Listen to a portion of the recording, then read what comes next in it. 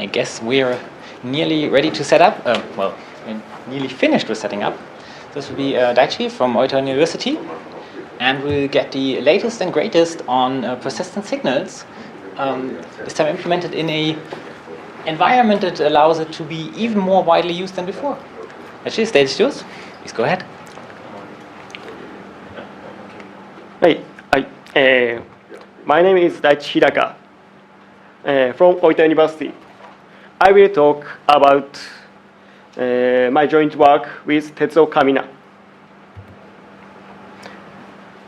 The purpose of this research is to realize persistent time-varying value in JavaScript.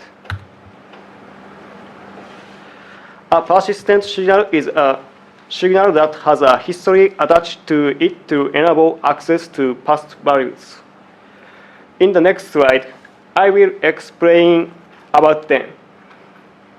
We illustrate this purpose using a simple IoT device monitoring system that mirrors the output of a fan controller system in a browser. It switches the state of the fan between on and off according to the monitored discomfort index.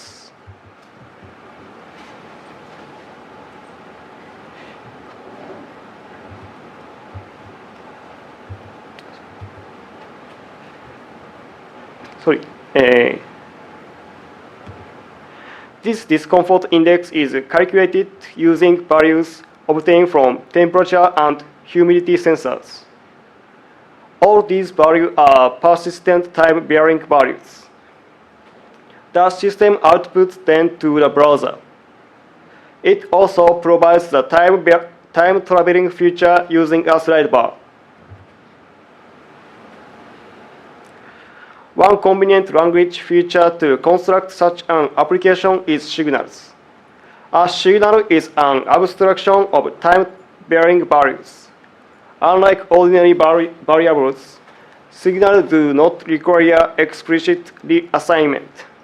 And when the value changes, the dependent value is recalculated. Thus, the value of b in the following code is initially 10, but with signal, the value of b automatically becomes 12 after the value of a is updated by the increment of a. This allows for simple handling of data flow linkage. SignalJ provides persistent signals, which permanently stores signals in a database to enable reference to past values. This is suitable for handling of time series data, which is one of the features of IoT systems. As an example, the code on the right declares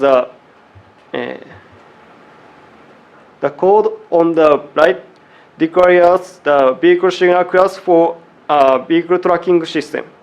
This class declares two persistent signals, X and Y, that represent the position of the vehicle. The modifier persistent is used to declare persistent signals. Reactive and distance methods calculate their change amounts and the velocity of the vehicle. In SignalJ, each persistent signal is given an identifier, and by referencing the ID, data stored in the database can be referenced as a time-varying value. In the code below, by providing ID Oita 1234 to the instantiation of the vehicle class, the signal associated with the identifier can be obtained. When you want to refer to past value of the signal, persistent signal, we can use the snapshot method to access them. As an example, the vehicle signal class can be used to refer to the velocity of a vehicle at time t using the code below left. First, the snapshot method set the timestamp to specify the time. It then sets the time cursor of the instance. Then we can refer to the velocity at time t.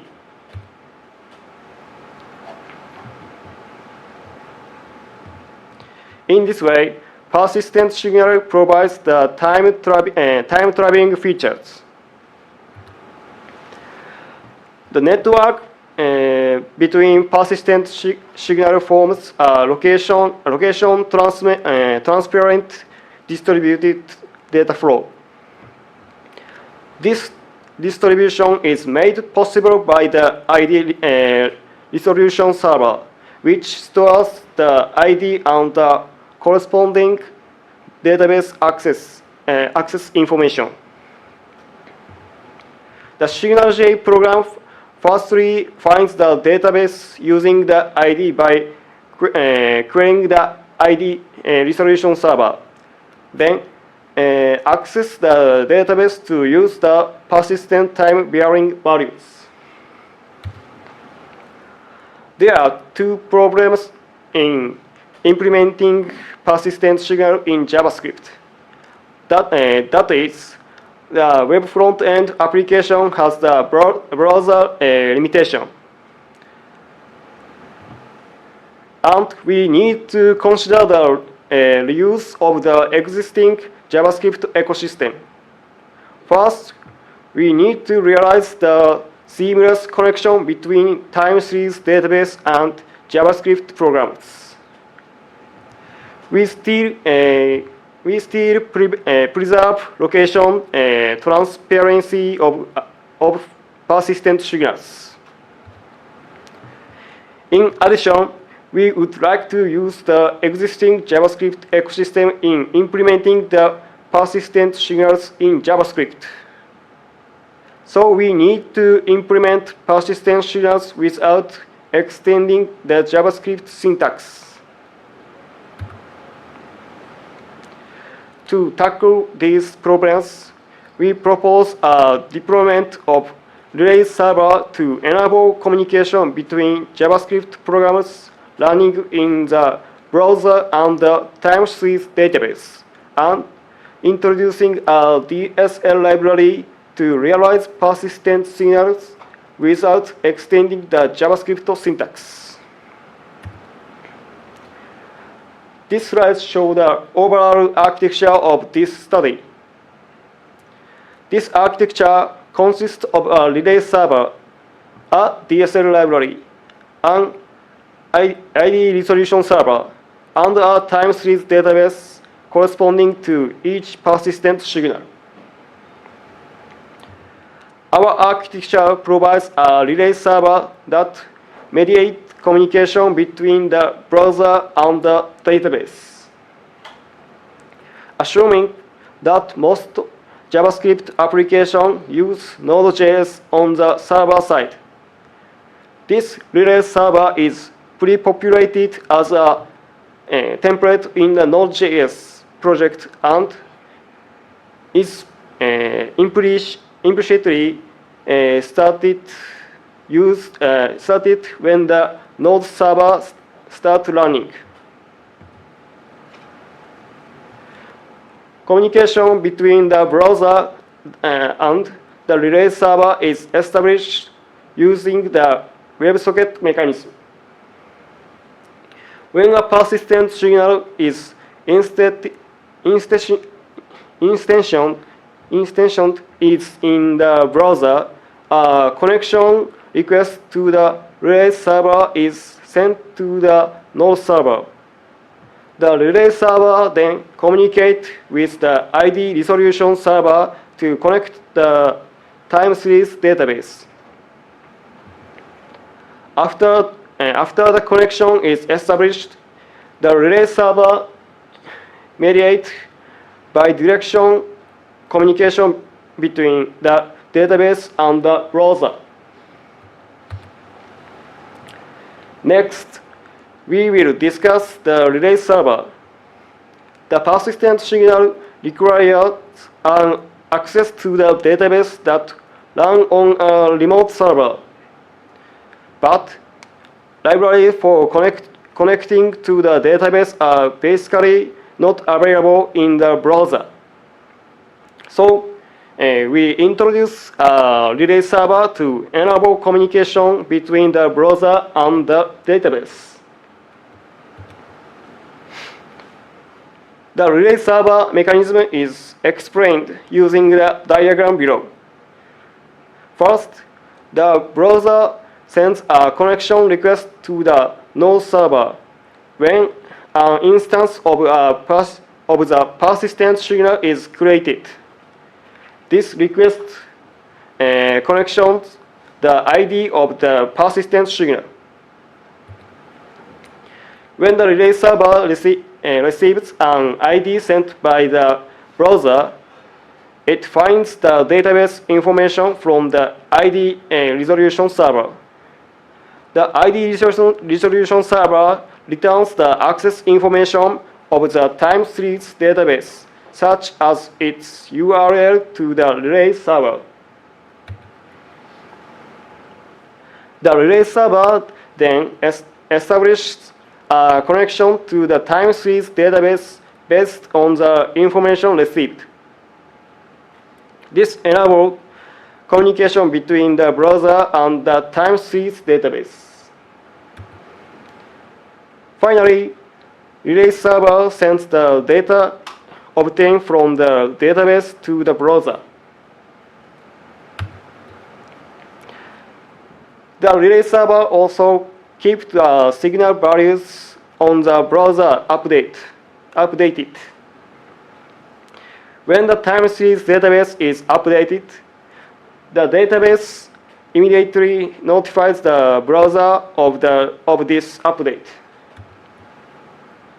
For example, when a value in the time series database is updated, other than by a browser operation, the time series database immediately notifies the relay server of this update.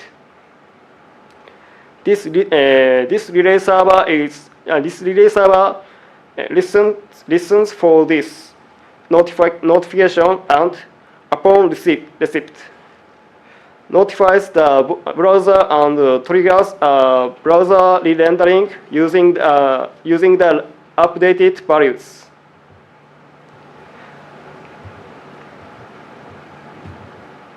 This re-rendering is performed implicitly by the TSL library. In order to realize persistent signals without extending the JavaScript syntax, the persistent signal mechanism is realized as a JavaScript DSL library. The signal class provides the functionality of signals, and the signal class encapsulates the persistent signals that form the data flow. The pSignal class provides the functionality of persistent signals and actually communicate with the relay server from this class. The figure on the right is a class diagram showing the relationship between these three classes. One of the functions of the signal class is the extension of the persistent pSignal class, which is performed in the constructor of the signal class. For example, the following code is an example of the fan controller system. The instance of temperature, humidity, and discomfort index are created using signal class with the user-provided ID. These instances contain their own persistent signals, and when the instances are created, they are connected to the database identifier by the ID. The constructor takes an ID and the name of the persistent signal. The constructor then internally creates an instance of the persistent signal. The signal class provides p-signal encapsulation and time-traveling functions. Access to the persistent signal is only available from the fields of a signal class instance.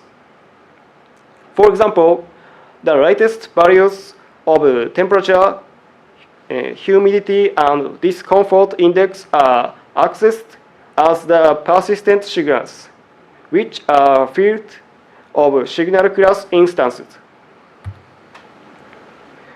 Finally, the time-traveling function is provided, which sets the time of a persistent signal using a timestamp. For example, the monitoring system provides the time-traveling function. This is achieved by connecting a slide bar with a call to the snapshot method. This challenge of the slide bar triggers calls of snapshot on each signal class instance to change its timestamp. The time-traveling feature is explained using the following sequence diagram. Communication to the relay server starts when an instance of the persistent signal is created. More precisely, a WebSocket-based connection request is sent to the relay server. This initiates communication with the relay server. When the timestamp is set in the signal class instance using a snapshot method, a data request at the timestamp is sent to the relay server using the JSON format. The relay server then accesses to the database and obtains the value of the persistent signal at the specified timestamp. Finally, the p-signal instance received the values from the relay server and renders the browser to display the received data. As related work, I introduce other JavaScript frameworks that support reactive programming. First, React provides a similar mechanism to signals that allows for automatic computation. Next, RxJS provides a function similar to the signals in the study, but it is known to cause glitches and it's not strictly based on FRP. Flapjacks provides two language constructs, event and behavior, which abstract time-varying values in the FRP language. The difference between this research and related research is the avoidance of glitches in distributed persistent signals using timestamps.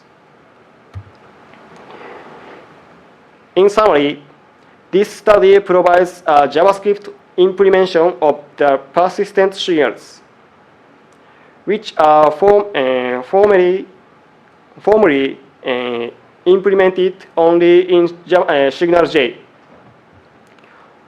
For this purpose, we propose a deployment of relay server that relates communication between the browser and the database, and introducing a DSL library that provides persistent time-varying values functionality. One of the challenges for the future is that the DSL library is not able to create new persistent signals. At present, signal class instance are mirrors of existing persistent signal instances. We are planning an extension of the signal class to generate new persistent signals from the DSL library. This is the end of my talk. Thank you very much. Yeah, thank you. Do we already have questions from the audience now that the mic is working? So I have one initial question, which is about the your future work, I guess. How do you currently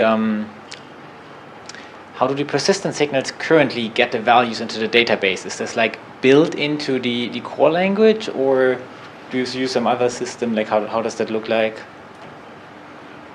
Oh, okay. This slide. So I'm wondering about how, because you have sensors, right? And somehow the sensor data gets into the time series database. And I'm wondering, like, is that just hand implemented, or is there some like more generic mechanism you want to just make available in the language, or what are your more concrete plans there?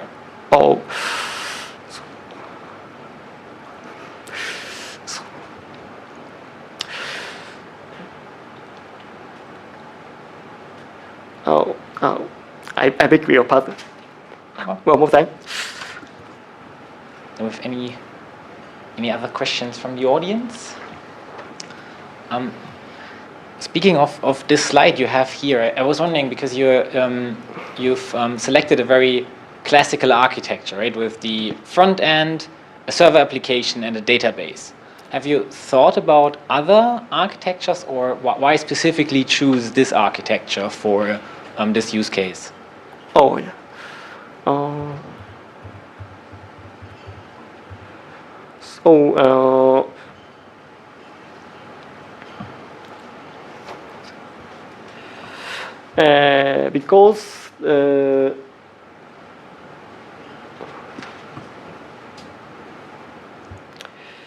Because browser and time series database connection enable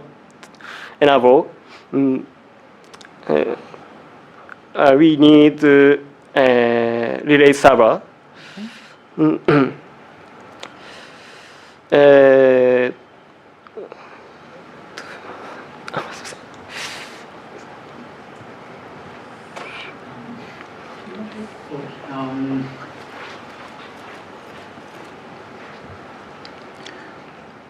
So that the database side, so for persistency, also we require the time series database. So that's the reason why we use the database. So I'm not sure your question. So did I answer your question? So I understand why you use the time series database, right? Because you want to store data in there, they come from the sensors. That makes sense. But why specifically then this classical web architecture? I see that if you want to make it available in a browser, you may need this relay server. That's fine, but the relay server seems to also do some logic, right? But you could, for example, also choose a different architecture where you had like some peer-to-peer communication between two nodes, doing the data there or something else. I was just wondering why, in particular for this IoT use case, this traditional client-server architecture was the right choice. So first of all, we assume that there is some data source So using the existing data source, we would like to, provide some combination of the in a declarative manner. So this is our the first motivation. So did I answer the question? Any further questions from the audience? If not, I guess we can thank the speaker again. Thank you.